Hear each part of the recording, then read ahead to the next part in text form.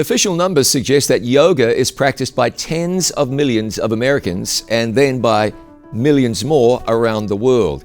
Its roots are in India, but in spite of that, yoga has been embraced even by Christians. My guest was born and raised in India and has done extensive study into the roots and the philosophy of yoga. His name is Ivan Raj. I'm John Bradshaw, and this is our conversation.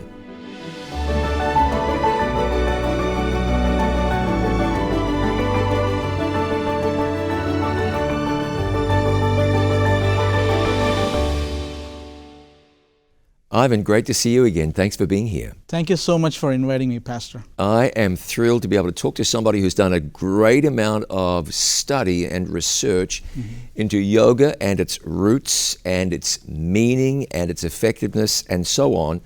We'll get to that in just a moment. Let's start talking about you Sure. for a minute. You're a Christian believer today. You weren't raised in this country or in any Western nation. You were raised in India. So Yes. where are you from?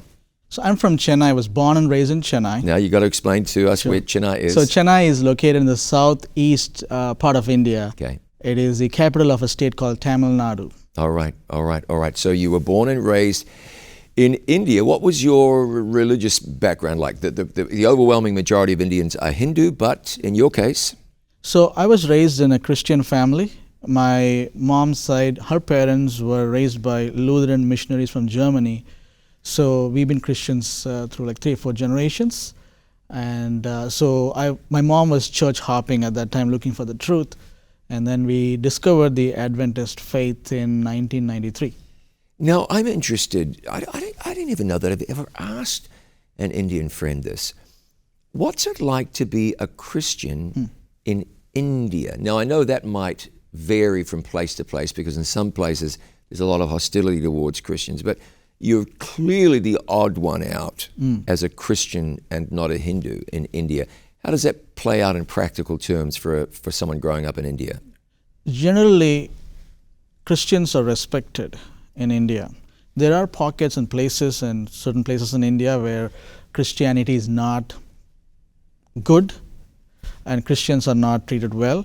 But for the most part, Christians are favored. So did you attend a Christian school or public school? I attended a Hindu school. Oh, right, so explain that to me. Yeah. So Christians are respected, you were saying. So in the South, there's tolerance towards Christians. Yeah. But still, how's that being, maybe the only Christian in your class or in your friend group? Was that tense or difficult? Was it complicated? How was that? Not really. There was no tension as such. There was no complications. I still have all my friends. I still communicate with them. Most of them are Hindus, and many of them are also Muslims as well. So generally, if we are nice to people, people are nice to us. That's what I've noticed growing up in India. And especially Christians, the Hindus, they actually love Jesus Christ. They love Christ. They love the message of Christ. And they love that Christians don't involve in quarrels and discriminations and things like that. So therefore, because in Hinduism there's a lot of issues with regards to caste system, Yes. discrimination based on that. Whereas in Christianity, all of us are made in the image of God. So that actually helps to win favors with Hinduism. Yeah. Let's talk about the caste system for a minute. I want you to explain that to me. And what I found really interesting, I read an in-depth article recently talking about how the caste system can follow Indians around the world. Yes. People working in Silicon Valley, when it is discovered that you are from a certain caste, it's over. You will never get promoted. I'm saying in certain places, this is not accepted, but it's deeply ingrained. Talk about what that caste system is, how it works back home in India. Sure. So caste system, basically there are 3 main deities in Hinduism: Brahma, Vishnu, and Shiva. So according to Hinduism, the priest class, skin color also is like light skin. They came out of the Brahma's forehead. And then the warrior class and the kings and the queens, they came out of his chest. So the people who do the labor work, such as let's say cleaning the toilets, a cobbler or a hairstylist, these people came out of the feet of that particular god. And that means that they are bound to be in that strata Yes. in perpetuity. Yes. So the person from the caste, the lower caste, can become a doctor? They can become a doctor, but still, even till today, people look down upon such people. Oh, so even Yeah, a even now. doctor from a lower caste is looked down on. Yeah. So what you're saying, though, even if you're born in a low caste, there is upward mobility. That's possible, Yeah. but difficult, right? Difficult, yes, difficult. Because you're discriminated against. Yes. You apply for a job, you are from a certain caste. Yes. You are not getting the job. Yes, exactly.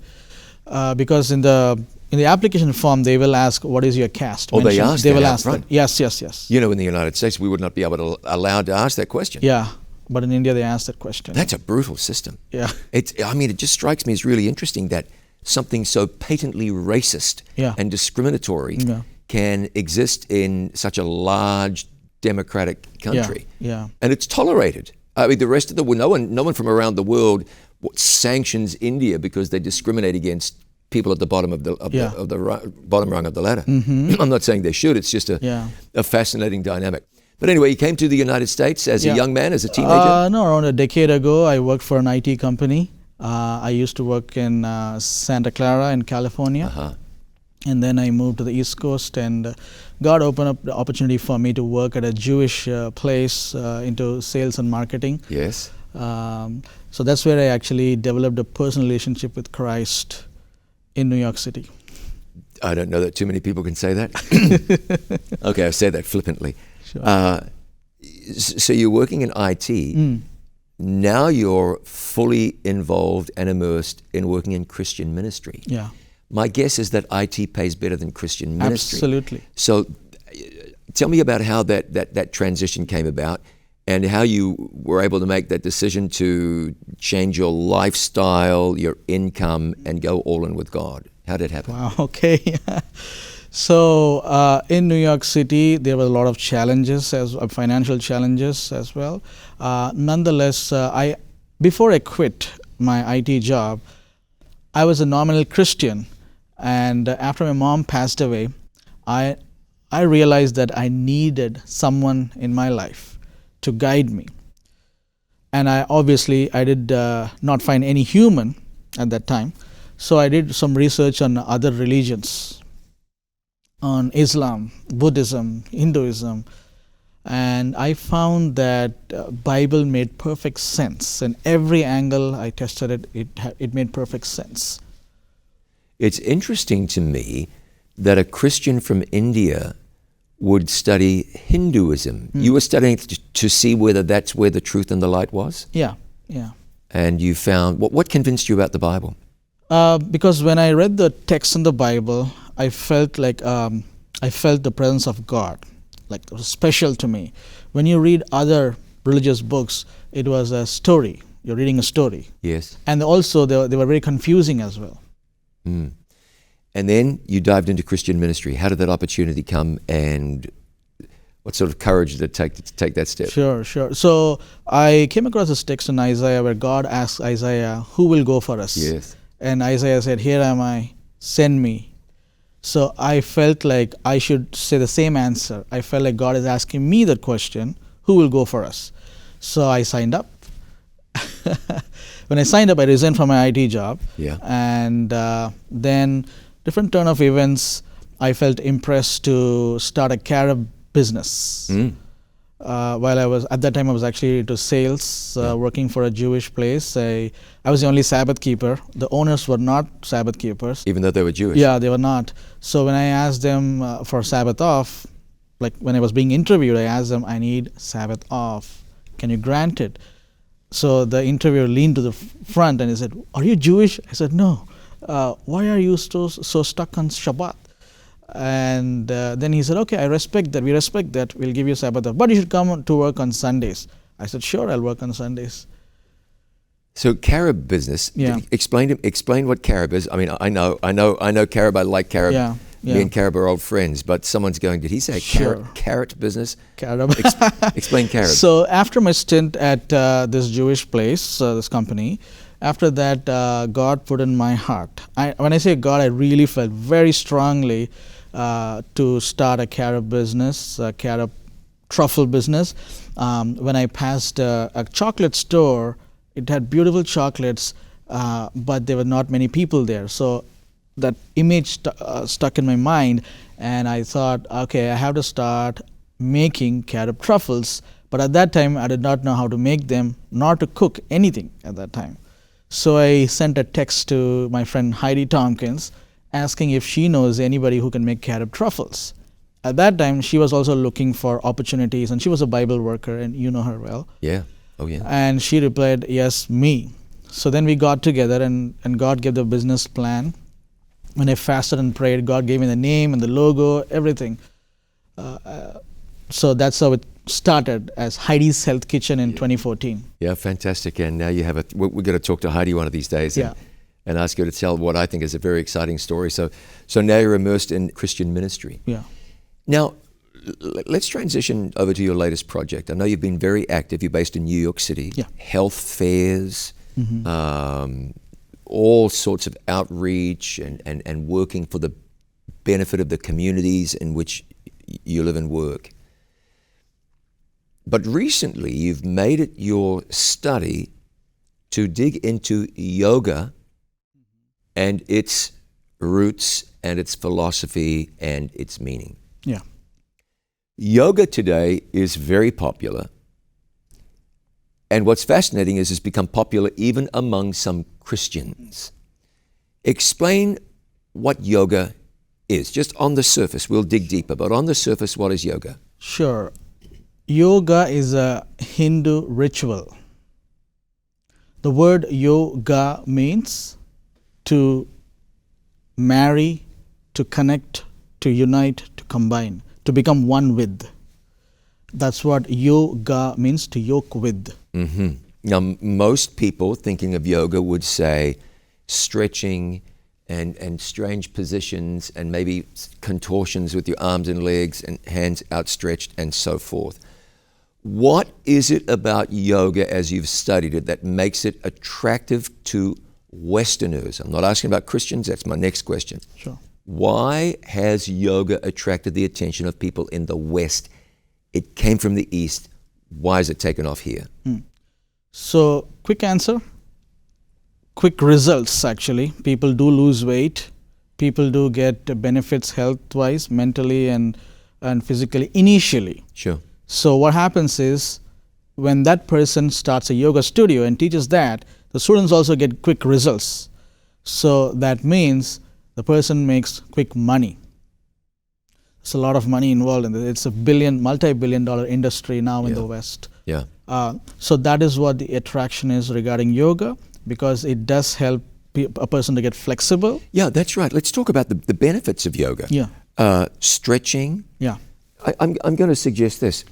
It's not just the physical movements that one does. Correct. Because to stretch and to be limber has got to be good. Yeah. There's relaxation. Yeah. There is clearing the mind. Yes. Even just the idea of taking the time to dedicate to yoga. You're squeezing other useless things out of your life. You're telling your whole life, I do this, I'm health conscious, I'm oriented to do something for the good of myself. A lot of benefits, yes? Mm-hmm. Okay. So on the surface, we would say benefits. On the surface, we would say benefits. Now, why do you think it's become attractive to Christians? Let's keep in mind, this is a Hindu practice. Why have Christians cottoned onto this? Yeah, because what some organizations have done is they have Christianized this Hindu ritual, and they have branded it as holy yoga, Christian yoga, one. Number two is, instead of the chants, they say, read Psalms. Yeah. Say for example, Psalm 23 as you're stretching, or recite or just share the certain stories like incidents from Jonah. Talk about that as you're stretching with your kids. So the kids will learn Bible and also stretching at the same time. Okay. So now what I know is that before we're done, you were going to tell me that Christianity and the activities of yoga are incompatible. Correct. I know you're going to tell me that. But we're going to talk about the why that's incompatible, and we may even come back to that a little later on. So it's taken off like wildfire. You'll see churches advertising, come here for yoga class. I've mentioned that yoga is Hindu. See, here's what I've seen in the news. Hindu leaders in India angry with the West, saying, why are you taking our Hindu practice and calling it Western? Yes. Why are you taking our Hindu practice and calling it Christian? One might want to call this cultural appropriation. Why do Hindu leaders, some of them, now you have the current Prime Minister of India who's a Hindu priest, he's very happy to spread the gospel of yoga, but we'll get back to that later. Why are some Hindus upset that the West is taking yoga and practicing yoga? Why would they be bothered? Yeah, because first of all, in India, yoga was not big at all. Only very few Hindu schools, like I studied in a Hindu school for some years, and I used to do yoga because I was taught yoga. So only very few Hindu schools were teaching yoga at that time. And they know, Indians or Hindus noticed that, these guys are making a lot of money off our ritual. So that's one. Number two is, many people have modified the objective of yoga and commercialized it. So that also is not something that people like in India. I think another reason they do this, Ivan, is because they know it's a religious practice. Yes. And you are doing our religious practice for your own end without respect to the religion. Correct. Exactly. I think one of the questions that everyone's asking is, well, can't you just do it and not do the religion part? So I want to ask you that. So we're going to do yoga. Come to my church basement. We'll do a bunch of yoga. Well, we're just stretching. We're just stretching and we're having a happy time together. Well, where's the harm in that? Sure. So yoga stretches are not just regular stretches. The stretch in yoga, each stretch has a meaning to it. So for example, there's a pose called warrior pose, warrior 1, 2, and 3. Okay. So in the warrior pose, the person stretches in certain angles. What they're doing is basically they are doing the act of beheading, which happens in Hindu mythology. That's one example. Okay. And also, basically, yoga is sun worship. So the stretches have meaning, and the stretches have to be done in a certain sequence. You can't change the sequence. They have to be done in a certain sequential order in order to play out the Hindu story or the Hindu mythology. Not only in Hinduism, if you take Islam, in Islam also there is stretching. Okay. Physical expression of worship. So yoga stretching is a Hindu ritual. It is a physical expression of worship. You can never separate yoga from Hinduism. It's not possible. Because yoga is Hinduism. It is Hinduism. Who says so, Ivan? Is that you saying so? Or are there others who say that same thing? There are people who say the same thing, that yoga cannot be, it is rooted in Hinduism. What kind of people say this? The gurus, the yoga gurus say that in India. Indian yoga gurus, very popular gurus say that. Okay. So yoga leaders will tell you, you can't separate yoga and Hinduism. You can't separate, yeah. So which means then that whether they intend to or otherwise, you've got Christians practicing Eastern mysticism, what we would call Hindu worship. They may say what they want, but ultimately that's what they're participating in. Correct. Okay. There's a lot to cover. We're just beginning. We're scratching the surface. I want to talk to you about the philosophy of yoga, where it came from, who were some of the figures involved in yoga at the earliest times. His name is Ivan Raj. I'm John Bradshaw. This is Conversations, brought to you by It Is Written, and we will be back with more in just a moment.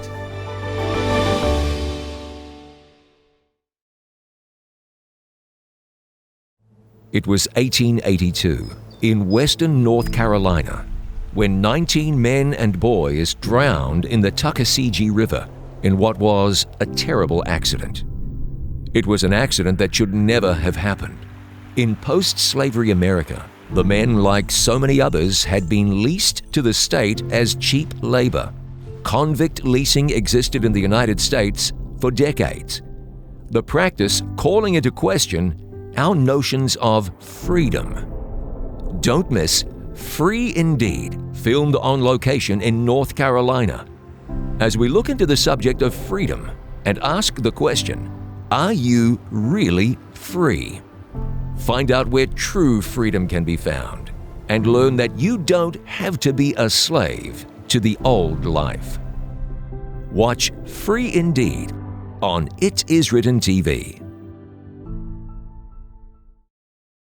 Hello, I'm Dr. Wes Youngberg, and I've just written a book called Memory Makeover: How to Prevent Alzheimer's and Reverse Cognitive Decline. This book is in story form. It's case studies of individuals that I've worked with and my colleagues I've worked with where they've actually been able to stop cognitive decline, and 80% of the time have been able to reverse aspects of cognitive decline. If you want to know more about that, get the book Memory Makeover.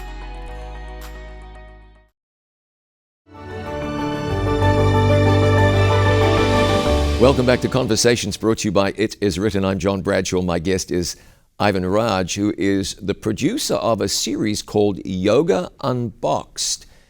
What we're going to discuss here, I think, is fairly in-depth, but if you want real in-depth, I would encourage you to watch what is now a 5-part series with more parts being added. The intent is to stretch this out to a 17-part series on yoga, so you can watch or support the work of Ivan in this field by going to yogaunboxed.com, and when you get there, you'll know what to do. Ivan, let's talk about the philosophical underpinnings of yoga. Where did it come from? Who were the movers and shakers? How did it get started? How did it develop? Let's talk about that. So as I mentioned, yoga means to unite. And so then we have to ask a question, unite with whom? Exactly. With what? So yoga is to unite with the source of yoga. Then we have to ask a question, who is the source of yoga? That's right.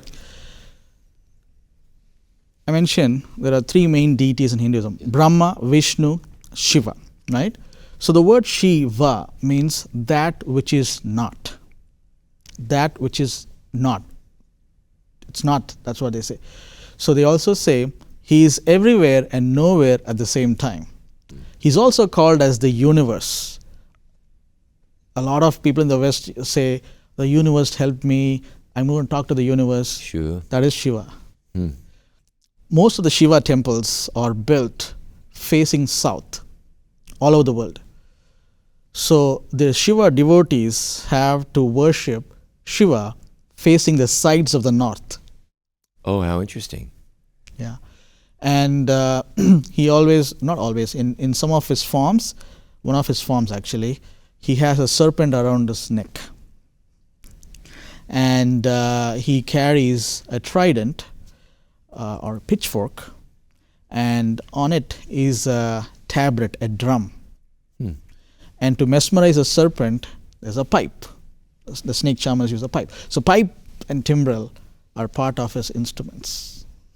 And he's also called in a Sanskrit language, the ancient Indian language, as Ardhanarishvara, which means half male and half woman. So androgynous. Yeah. He's also depicted as an androgynous god.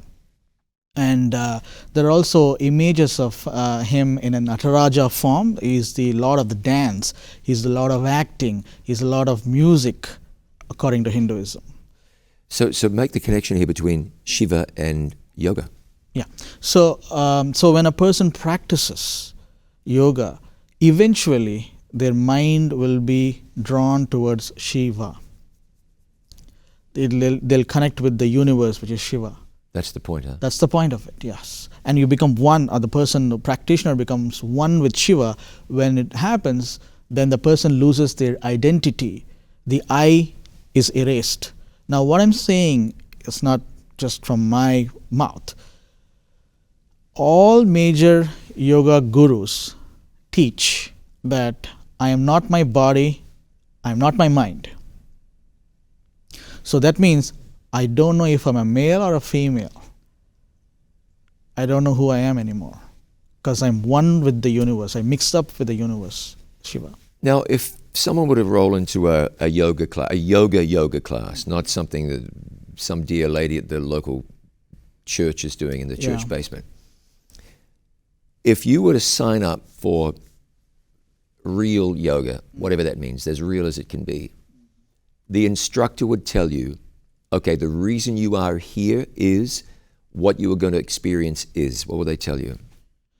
They will say that you will experience peace of mind after this. You'll be relaxed, and people will be relaxed. Sure. It does happen, but what happens is after they come out of that yoga studio, again their regular mindset comes back. Sure. So the person has to go back over and over and over to get that type of relaxation.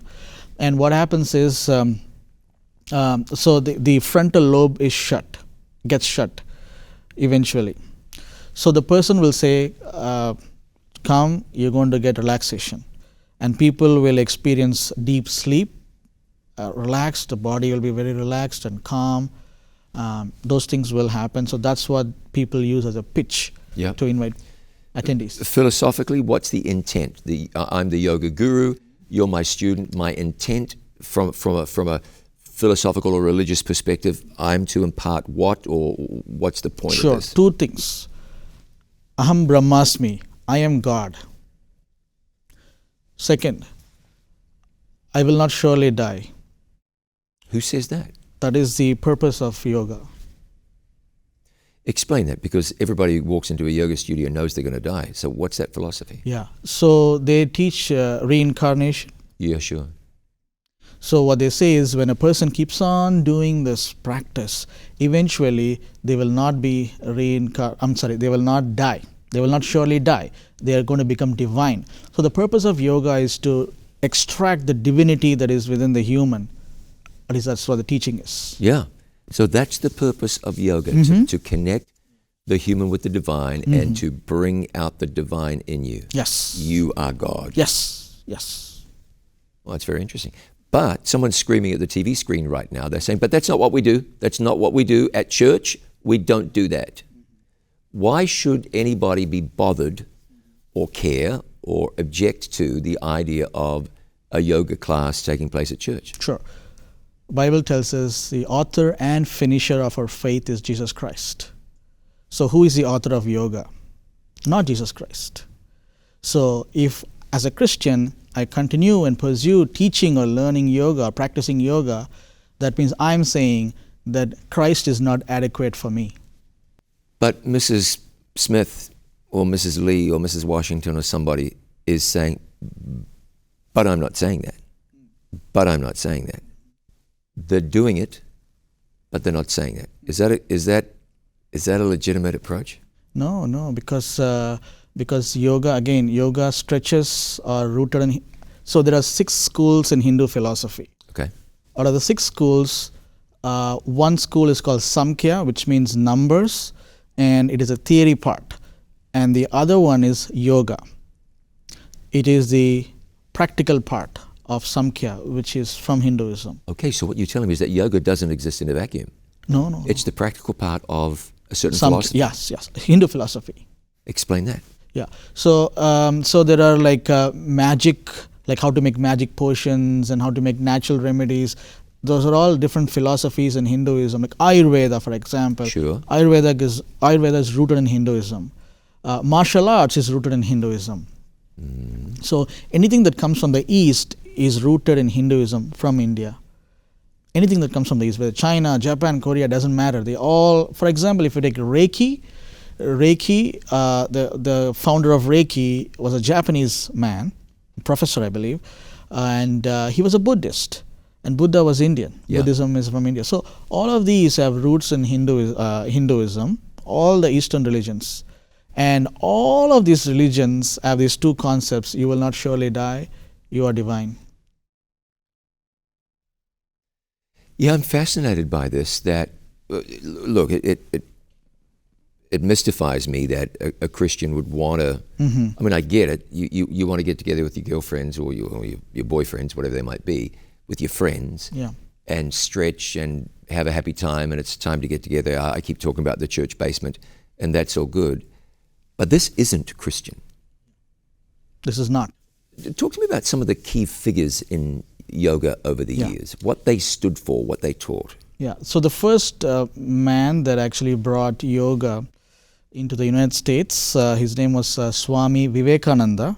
But actually, before all of that, I also want to mention about the serpent that is around the neck of Shiva. Yeah.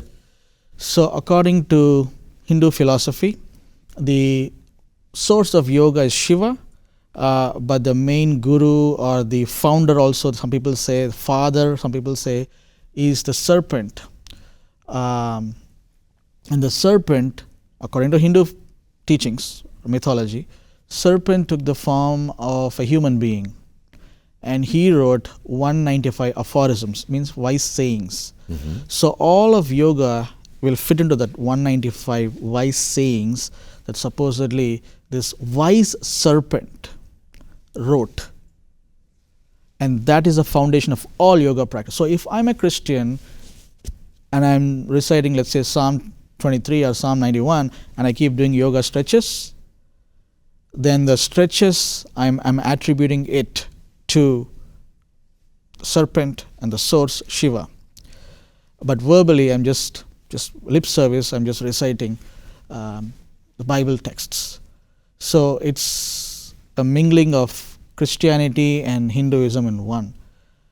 So Christ doesn't want that to happen. Christ tells us to yoke with Him, to unite with Him. As you were doing this study, and if you get to 17 parts, that means there's an enormous amount of information here.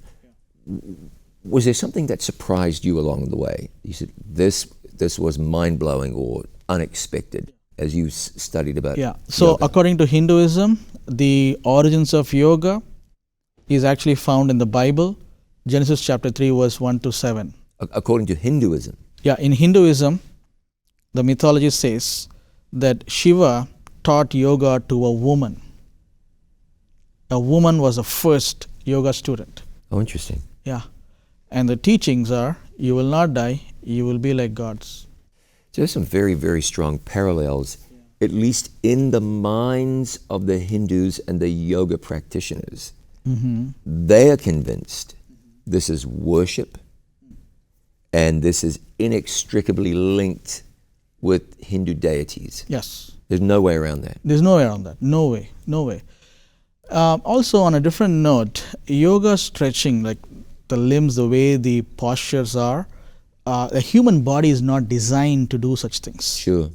So I have friends who are fitness trainers, and they tell me that when people keep on practicing yoga and the yoga postures, eventually they're going to have a lot of physical issues. And people do have physical issues first as they keep doing yoga postures.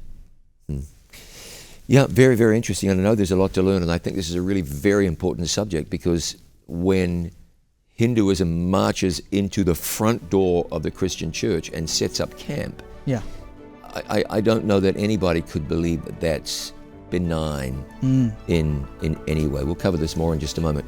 With Ivan Raj, I'm John Bradshaw. We'll be back with more from our conversation in just a moment.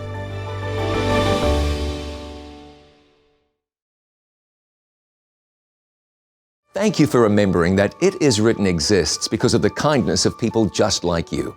To support this international life-changing ministry, please call us now at 800-253-3000. You can send your tax-deductible gift to the address on your screen, or you can visit us online at itiswritten.com. Thank you for your prayers and for your financial support. Our number again is 800-253-3000, or you could visit us online at itiswritten.com. The clock ticks persistently. Every 60 seconds, another minute passes. Every 24 hours, another day. Every 365 days, another year is consigned to history. Life is governed by time. From the alarm clock that wakes you in the morning to the bell that rings to announce the end of class, there's no escaping the relentless march of time. Given that our time on this earth is limited, how can we best use our time? How can we spend our time in a way that encourages spiritual growth and draws us closer to the heart of God? Don't miss Time Well Spent. Learn how God intends time to work for you, to be your ally as you prepare for eternity. How do you find time for the things that you really want to do?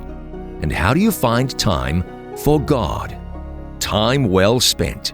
Brought to you by It Is Written TV.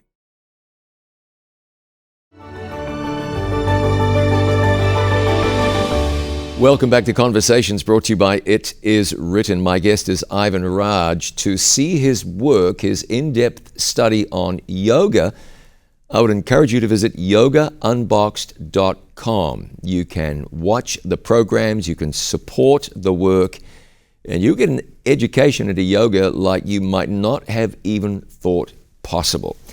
Ivan, a few moments ago, we were talking about the key players in yoga, speaking about the origins of yoga, who delivered this to following generations. Tell me what you can about that. Yes. So there was this gentleman named Swami Vivekananda, who was a guru in India. And he was invited by some American religious leaders. So he came from India to the US in late 1800s. And he was also part of this Freemasonry as well. So he was the first promoter of yoga in the US. And after that, there were a couple of others also who came. But each person who came to the US were instructed by Shiva personally to take yoga to the US. Shiva, we're talking about a god Shiva. Yeah, he appeared in different forms to different Hindu gurus. So why do you think it was important to Shiva or to the powers of darkness to have yoga intentionally brought to the United States? So the way I look at it is, we have 8 laws of health established by God at creation. Hinduism, in yoga, there are 8 limbs of yoga. So instead of a person in a Christian country subscribing to these 8 laws of health which God established, so there's another option that is given to people, and it is heavily funded, and people make a lot of money having a yoga studio or teaching yoga. So one by one, each of these yoga gurus were brought or sent from India to the United States to teach yoga. So that, and what they did was, these yoga gurus also wore crosses, a crucifix. So a Westerner, oh look, he's wearing a crucifix and he's talking about Jesus Christ. They did talk about Jesus Christ. They did write about Jesus Christ in their books. However, the Jesus mentioned in their books is not the Christ in the Bible. What's the difference? The difference is, this Jesus that they talk about does not subscribe to the 10 Commandments. Oh. The Christ, as per the Bible, the Creator, the Lord and Savior, Jesus Christ, He told us to fulfill, that He has fulfilled the law. And He told us to keep His commandments. If you love me, keep my commandments, right? So that doesn't exist with this Jesus. Okay. So I'd expect that many people would be surprised to know, some might even dispute the claim. I don't know how, because Hindus make the claim themselves. Yes. Surprised to know that yoga is a religious practice and is an expression of worship. Worship of who? And I'm saying this, I don't mean the underpinnings, but the yoga teachers, or the theory would say this is worship of who exactly? Yeah, Shiva. Of Shiva. Shiva. So there are certain Hindu writings which state that all of the gods are actually Shiva. Sun is Shiva. Lucia, light. Sun is also Shiva. So people say sun salutation. It's a common term in the West these days. Sun salutation. So a Westerner would not know that is actually sun worship. The actual words for sun salutation in Sanskrit is Surya Namaskara. Surya means sun. Namaskara means worship. So go ahead. Yeah, but they instead of saying sun worship, they relabeled it or renamed it as salutation, so it'll be more palatable to the West. Yeah. To the Christians. It interests me that Westerners seem to be so vulnerable to Indian philosophies. For example, you go back to the 60s and the Beatles made a pilgrimage to India to talk to Hindu leaders. Why in the world India? There's a fascination with things Indian. I saw recently a fellow, an Indian American guy, I think he was from New York, a filmmaker who created his own bogus sect and set himself up as a guru to see if he could deceive people. And he deceived them like you wouldn't believe. People saying, you have changed my life. I can't believe that I was able to meet you. You've done so much for me. And it was all a hoax. He wanted to make a film about it to demonstrate whether it was possible to do that. Why in the world are Westerners so vulnerable to Indian philosophies? What do you think that is? What's the attraction? Yeah, so there are two angles to look at it. One is there are a lot of attractive things in India. First of all, it is very ancient country. Yes, fascinating. Fascinating, right? And the food is great. The food is the best in the world. I tell everybody when we get to heaven, Indians will be in charge of food service. Nothing like it. Yeah. And some of my other friends, we can bless the Thais and the Filipinos. They may get called in to help, but so the food. Yeah, the food and then the colors and the saris. So amazing Yeah. until you've seen it. It's so colorful, so Yes. vibrant, very attractive. Yeah. And then the different cultures that live in that land. It's a diverse place. Diverse place. So there's all of this, the history, architecture, culture, food, And tradition, you mentioned colors. the clothing, the saris, Yeah. Beautiful. It just looks so fantastic. Yeah. So in the middle of all this, there are teachings, the philosophies. So it's like a sandwich, and the main component is sandwiched between the culture and the music and Bollywood and the elaborate wedding clothes and dresses and weddings themselves. So it is so attractive for anybody to listen to what these people say, because they have so many attractions in their country. What are they saying? So that's one aspect. On the other angle, when truth is diluted, the human mind wants to hope for something else, look for hope elsewhere. So there are two angles. So on one end, truth is diluted. On the other hand, come here. We have so much attraction. So the person goes there, gravitates there. You've identified something really important. People have a spiritual need, every person. Yes. And that spiritual need is going to be satisfied somehow. And if somebody does not get to that woman or that man with Jesus, they're going to find a Jesus for them. Yes. And that Jesus may be Hinduism or Buddhism or atheism or Islam or yoga Yeah. or anything. They're going to satisfy the need somehow, aren't they? Yeah, absolutely, absolutely. And going back to the Hindu gurus, they say, hey, the West, you guys came and took away all our gold. Now you're taking away our yoga. Oh, it's interesting they would say that. Yeah. Yeah, that's interesting. Now, I don't know who remembers this, but it was done out in the open where Narendra Modi, at this time, still the Prime Minister Yeah. of India, Yeah. promoted yoga to the United Nations. Yes. Now, that's fascinating. I don't remember the last time religions were promoted overtly out front, or religious practices. What do you think is the significance of that? So the significance, he is a big promoter of Hinduism. And so yoga is promoted. United Nations are also for children in schools these days, and colleges, and anywhere, everywhere there's yoga. Doctors prescribe yoga. Go do yoga, it'll help you. So I would say the objective is to promote Hinduism. And say, look, we have these things. You guys have so many health problems. If you need a solution, come to us. We have this. And we are ancient people. There's an ancient lifestyle, so do it. It's going to help you. What health problems does yoga assist with? Maybe inflexibility, but it is said to? Or is there evidence that yoga is responsible for alleviating health problems? There are statistics where people have stated and people have researched regarding the health issues a person will get when they keep doing yoga for a while. Oh, you mean health issues? Health issues. Well, okay, let's get to that in a second. I'm asking, does yoga alleviate health Okay. problems. Does it fix anything? Is that documented?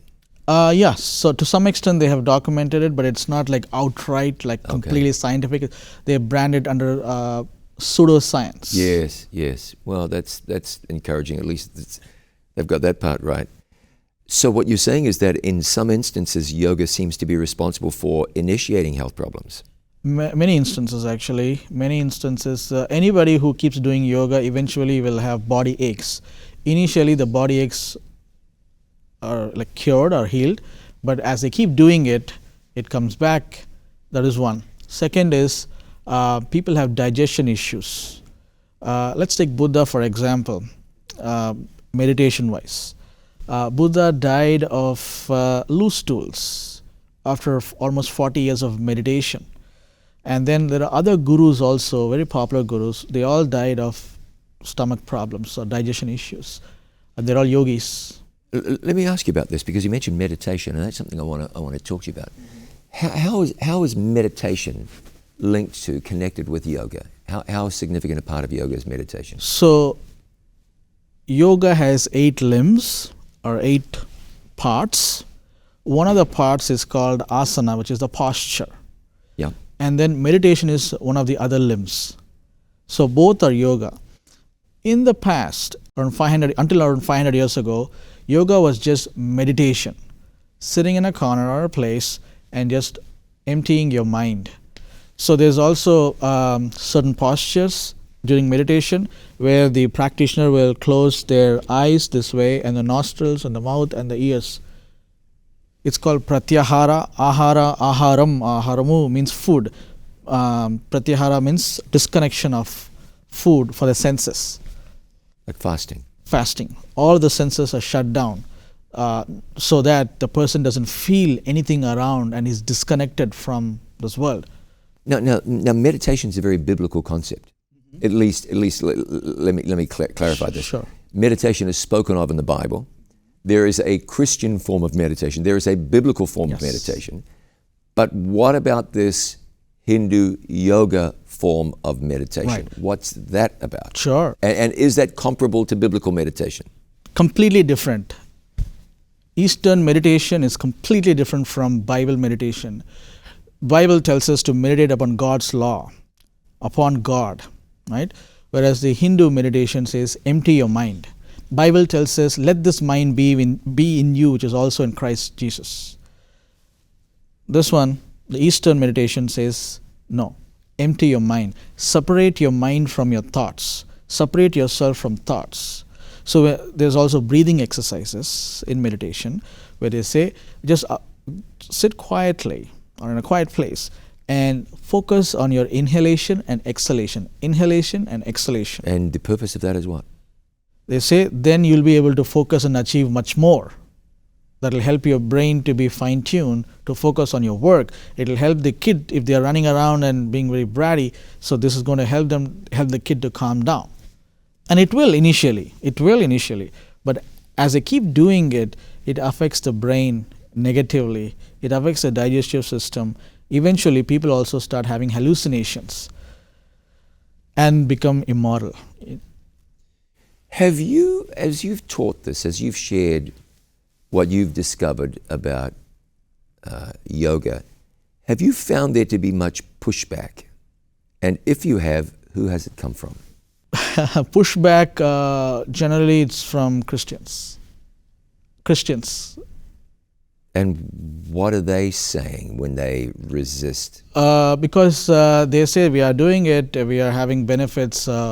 Why do you want us to? You keep saying, they don't say you keep saying, but what they say is, these Christians have no other work. They want to say everything is not good, this is satanic, and somehow they are connecting yoga with plan of salvation. How is it possible? It is just a stretching exercise. How is that connected with plan of salvation?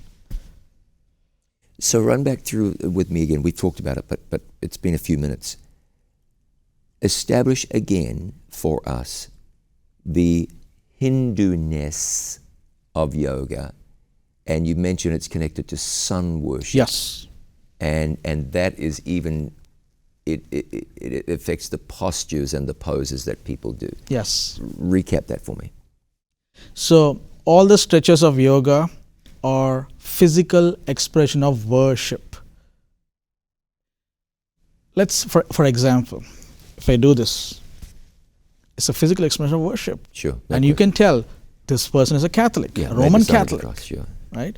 So likewise, if I'm a Muslim, if I do this,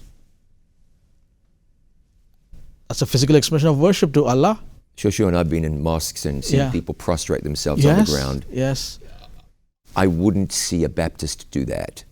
Or if I did that in a Pentecost, if I did that in a Presbyterian church, people would say, what you're doing is Muslim. Yeah. Whether they object or otherwise, they would recognize that is a Muslim Posture. thing. So what you're saying is, So there are 9 postures in Islamic worship, and there's a sequence. So the Muslim does not change the sequence of the stretching when they do the namaz. So it is 9 different postures. They have a specific order. So it is a Islamic ritual, which also has health benefits. Okay. So likewise, in Hinduism, there are like 300 plus million gods. yes, So there's a lot of varieties of stretches. There's also a stretch called fallen angel posture, where the person is trained to stretch and lift one leg up, and as though touching the feet of heaven. Fallen angel posture. So all of these postures are designed for Hinduism, to promote Hinduism, and eventually to yoke with Shiva. so that's the point of yoga. Yes, that's the path, yeah. You enter into yoga. The idea of yoga is to connect you with the Hindu gods. Yes, correct. I also want to mention, we must stretch. Stretching is important, Yes. but regular stretching is completely different from yoga stretching. I notice that when I present in churches, people say, how will I stretch then? I need stretching. So people have completely confused or mixed up stretching with yoga stretching. So we all have to stretch. It is good for circulation. We have to stretch.